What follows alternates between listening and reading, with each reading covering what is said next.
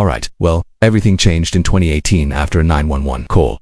For the Spelling of Tori, police located her experiencing a total meltdown with her. There are 5 kids living there. However, this was only the start of her amnesty conditions at 50. She disclosed how she inherited her father's $600 million wealth with nearly nothing, how her marriage work had turned into a public nightmare humiliation, the journey she took from a 56,000-foot mansion to a motel room.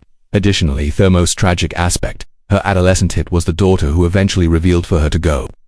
The tale of a princess from Hollywood who lost everything. The birth date of Tori Spelling was May 16, 1973, into a life that few could fathom. Aaron Spelling, his father, was already establishing an empire in television that would eventually be worth $600 million. Her Candy, her mother, dreamed about her in the theater. And made a strong effort to rise in society. She gave Tori the middle name Davy grandson and respected the family's heritage. However, in spite of all her early years would have been everything but luxurious. By the time Aaron died, gone in 2006, Tori was given just $800,000 from his property, a tiny small portion of what most anticipated.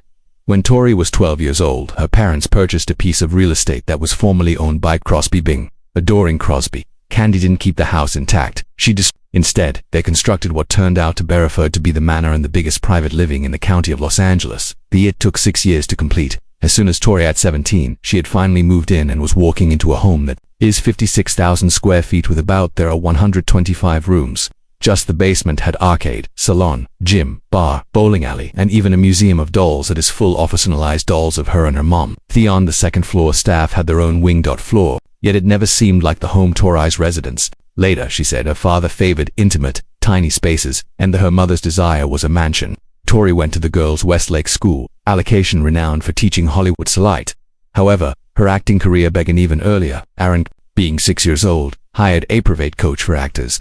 By the time she was 8 years old, she made her first Vegas show. From then, she continued to receive parts in television programs her father produced: The Fantasy Island, T.J. Hooker, Love Boat, and Lodging. These were no coincidences. Aaron giving her a minor part in nearly all of his creations. By the age of 17, she had landed Donna Martin's role in 90210, Beverly Hills. Her early years went solely influenced by wealth and fame. It was characterized by aggressive conflict with Randy, her younger brother. He was born in 1978, and even though I was raised in a mansion with permanent employees and safety, the two siblings were frequently at odds, as if they were brought up in anarchy. In A&A in the 2024 podcast, Tori acknowledged that she attempted to use a letter opener to stab Randy amid a dispute. She added that she used a rock to intimidate him. Randy recalled her as someone who was able to abruptly transform into someone else. When furious, growing older, the pressure to uphold her father's reputation became intolerable. According to Tori, she never felt a connection to the prosperity that encircled her. Even when using private tutorship employees, she became deeply troubled with respect for oneself. She has always wondered if her achievement was obtained or donated. The anticipations were sky, and her mom's fixation on appearance only made it more so. Later on in life, Tori would have to deal with severe financial issues. Growing up, she once said rich made it hard to comprehend how to handle money. Despite her attempts to lead a simpler life, she was unable to let go of costly behaviors. Finally, she had discovered that she was residing in trailer parks RVs as well. A startling decline for someone brought up in unthinkable luxury. Her acting career persisted in an odd, complex ways. When she portrayed Violet in Saved by the Bell, Bickerstaff, she was just 14 years old. The persona was timid, geeky with a distinctive snort, anything Tori included in the tryout. Fans adored it. Although despite the modest role, it turned out to be her Dustin's first on-screen kiss. Screech Diamond's character. She dated Mario Lopez for the first time in that period. However, Violet didn't come back for the reboot. Individuals still recalled her. That brief role demonstrated she was truly gifted, not merely at leaderships. She actually won a Young 1991 Artists Award for that performance. Growing up, Tori Spelling with cameras and gossip columns all about, as well as TV scripts. However, what caused her to what made childhood so unique wasn't only theatrics or notoriety. The fact that she had to begin concealing her identity. When she went to the Beverly Hills 90,210 audition, her true last name was not used. She wanted to keep her identity as Aaron a secret. The daughter of Spelling. Nevertheless, she landed Donna Martin's involvement. That function would bring her fame. Additionally, it would for the rest of her life follow her. Between 1990 and 2000, she performed as a charming, naive teenager with rigid parents and strong moral principles. Her choice to remain either show's virgin transformed her into supporters gathered around the slogan. Following a prom, Donna Martin graduates. She almost got expelled for a scandal. School. The expression entered pop culture. And Donna agreed. However, that spotlight had a price. By the time in 2008, she authored her autobiography. Was thinking about more than just fame. She was describing harm. That vivacious, impressionable her personality has replaced her actual identity. She was perceived as ditzy. Even in her personal connections, she felt confident. She was called by her ex-husband Donna in private moments. Later, Schickno alleged that it gave her the shivers. Manner. She lost her identity. She characterized herself as someone vulnerable to make her own decisions, seeking approval all the time. That particular one, a position intended to serve as a career high point, confined her. It influenced how other people perceived her. Worse, it influenced her perception herself. Tori actually had her own romance between teenagers on set. She and Brian Austin Green wasn't just. In 1990 and 1991, they went on dates. Their romance came to an abrupt end. The moment Green rented at Disneyland a section of the park for the actors, Tori declared that she would never want to see him once more. Still, he gave her a kiss. Next, for 18 years, nothing happened. When in 2024, they got back together for a podcast, the tension was back. Tori recalled their vividly for the first time together. Brian stated he could not even remember it. That particular one statement encapsulated the separation between them. They had previously pledged to stay near forever, even when you're on vacation. Collectively. However, during a 90,210 DVD event, Tori entered with her spouse, Dean McDermott, and avoided talking to Brian at all. Everything later. He claimed that their relationship had been consistently more intense than usual. However, intensity is not always sustained. The spotlight didn't last for friendships. Either. Doherty, Shannon, had been among the closest pals of Tori, but their relationship broke them up. Tori was dating a violent person, someone she subsequently characterized as addicted and violent. While traveling to Mexico, Shannon provided an ultimatum to her: break up with he or she would handle things on her own. Tori declined. Shannon, sensitive, betrayed. From that point on, things started to disintegrate. They were unable to even recall the date of the friendship's termination. It simply faded. After several years on Shannon's podcast, they discussed the suffering. Shannon was annoyed that Tori didn't advocate it for herself. I never took a clip. The wedge was that quiet. It caused them to separate, and the quiet content for years. However, not all of the roles she inherited Donna's gentleness or softness. She was a victim in a made-for movie in 1994, a television film based on a true murder case. She plays Stacy in the movie A Friend to Die For. Lockwood, a well-liked girl, is murdered by a classmate who is jealous. It was a significant change from Donna first. Viewers felt, unfortunately for her, her personality was so empty that compassion gradually faded. The critics were taken aback. They said that she performed flawlessly and displayed a darker, more nuanced aspect. It wasn't only a part, it demonstrated her ability to not just play sweet. However, even that criticism was a part of success. She attempted to change course after 90210. Terminated. Toward independent motion pictures. However, her first major, The House of Yes project, almost lost 60% of its budget of $1.5 million. It generated only $626.57 at the theater. Her second endeavor, Trick, $450,000 and earned slightly more than $2 million. That was regarded as a little victory. However, it wasn't sufficient to make her take things seriously. Stardom in movies. Viewers were unable to keep her away from that shadow, and Donna accompanied her at each theater. When the films didn't work, she returned Total Vision, this time in television films. From 1994 on Thailand, she was everywhere. In 1996, in films such as Awake to Danger, Mother and Co-ed Call, May I Sleep With You, Risk the Business offered her eighth Queen of Television films. It was half insult, half adulation. These are roles that typically depicted her in jeopardy, running, sobbing, and being rescued as she worked continuously. She wasn't making any fresh discoveries. She got caught in a loop of melodrama that helped her become well-liked and imaginatively contained. In 2003, she made an attempt to do Town aired with a sitcom once more.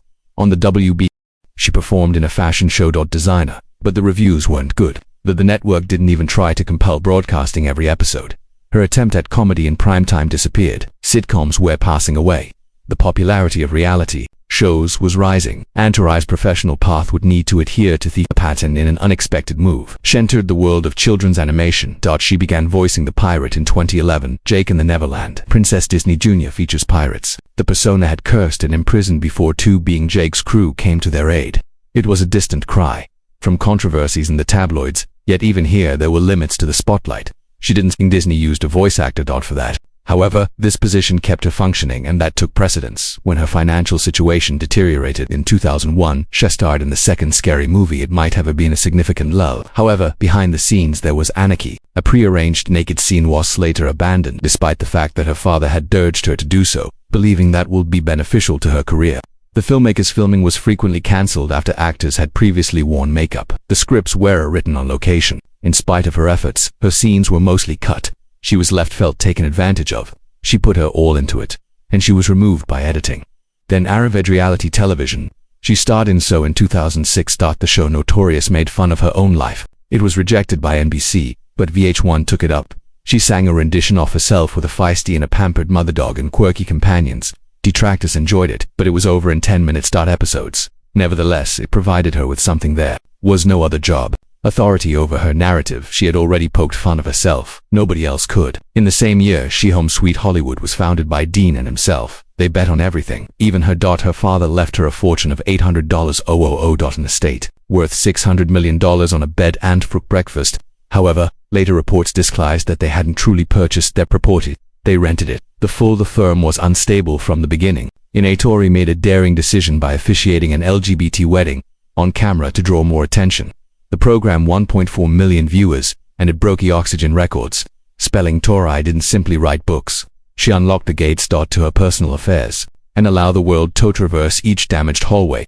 In her first memoir was published in 2008. It was called Storytelling, and individuals were unable to put it down. It struck in September, the New York Times top list, where it remained for 14 weeks. Even Bravo's A-list award went to it, the best autobiography of a celebrity the following year. The book didn't mince words. She described in her writing how her father, Tori Spelling, gave her a lavish birthday present.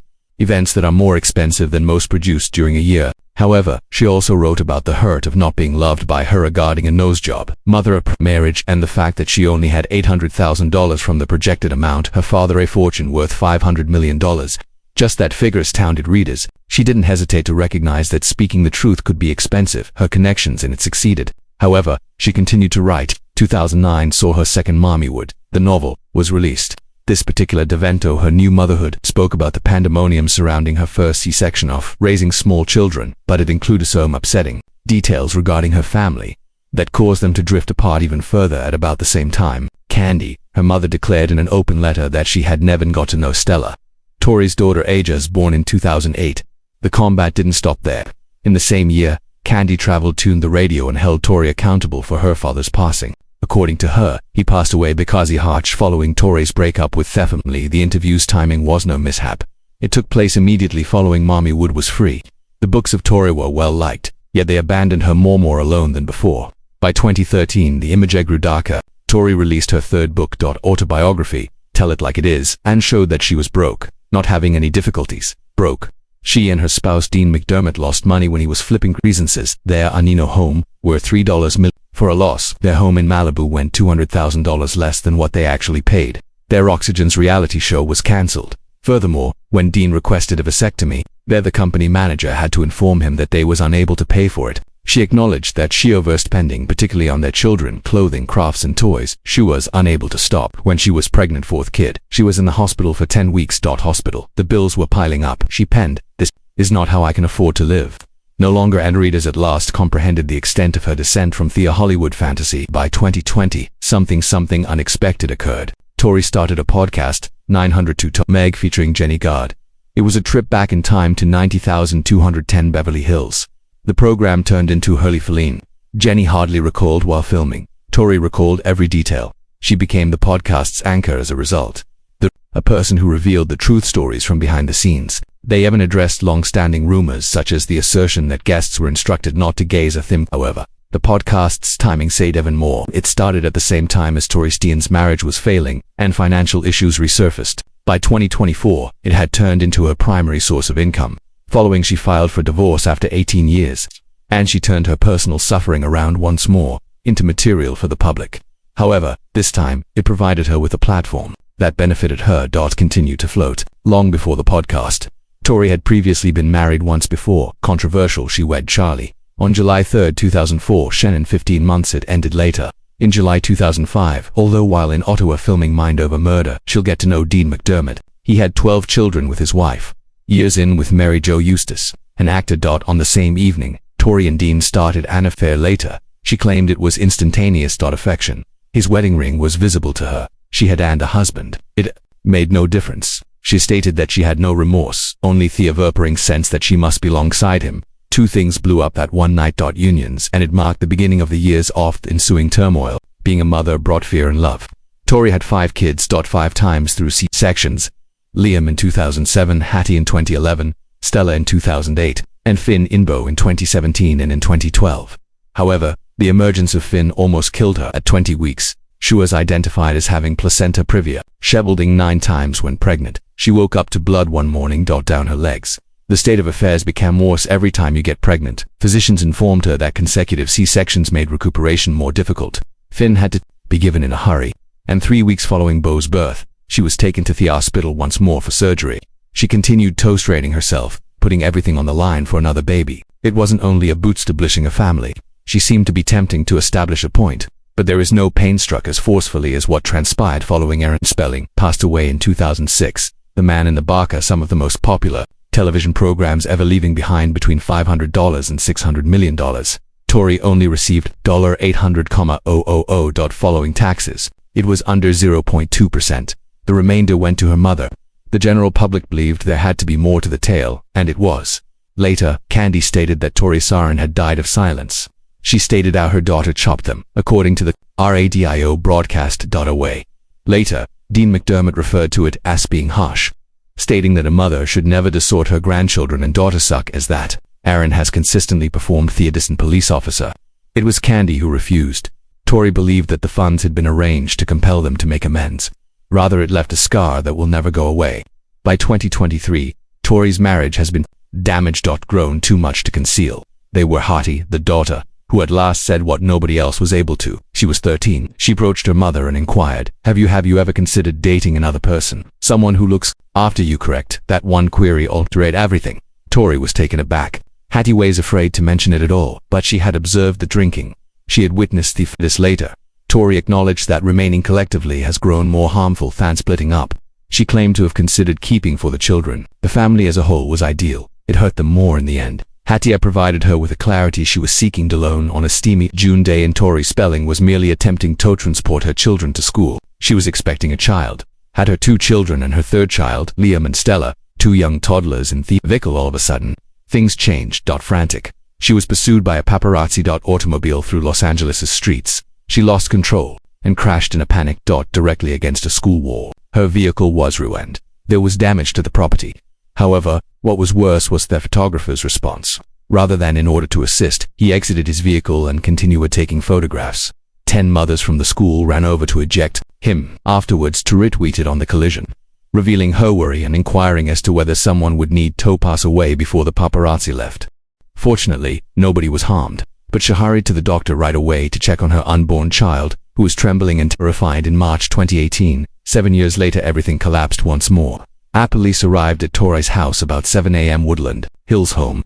Someone had informed 911 that she was experiencing a full mental collapse. She wasn't aggressive, but she was falling and hysterical. Separate. There were 5 of her children present when it took place. Anxiety had increased. From all sides. Debt from credit cards, litigation, tax evasion, and ongoing disputes alongside Dean McDermott, her spouse. Simply the previous evening, she had contacted the police herself, believing that someone wasn't true. It was Dean. It turned out he was the one who made the call that morning for assistance. Tori was at her breaking point.